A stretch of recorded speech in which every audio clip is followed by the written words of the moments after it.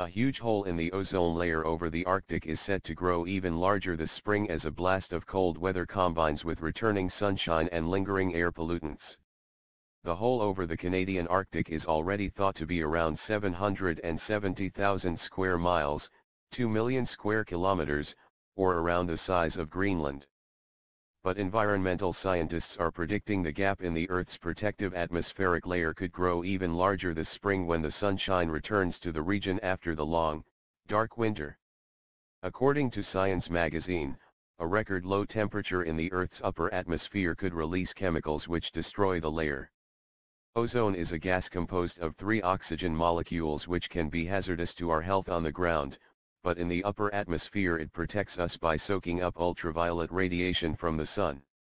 Without it, the planet's surface would be exposed to dangerous levels of UVB rays which can shred DNA, leading to mutations that cause cancers.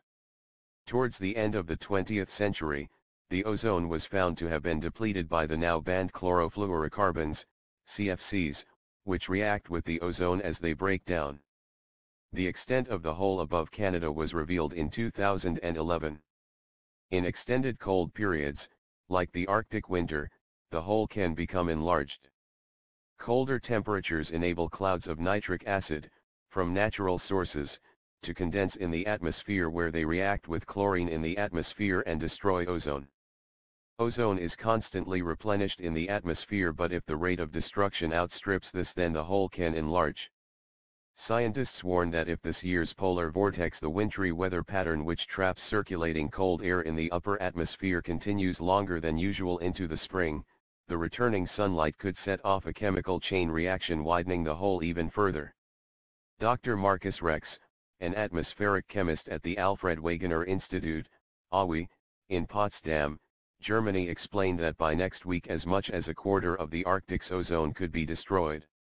Should the vortex persist until well into March, the formation of a deep ozone minimum over the Arctic has to be expected, said Dr. Rex. He added, however, if the vortex breaks up before then, the air masses will sufficiently mix with fresh air from lower latitudes and the Arctic will narrowly avoid a new record of ozone depletion. The team at the AWI say that while they are unable to accurately predict the fate of the vortex, and if it will break up before spring returns, the researchers say that there is a chance that a hole in the layer or ozone minimum could even drift over Central Europe.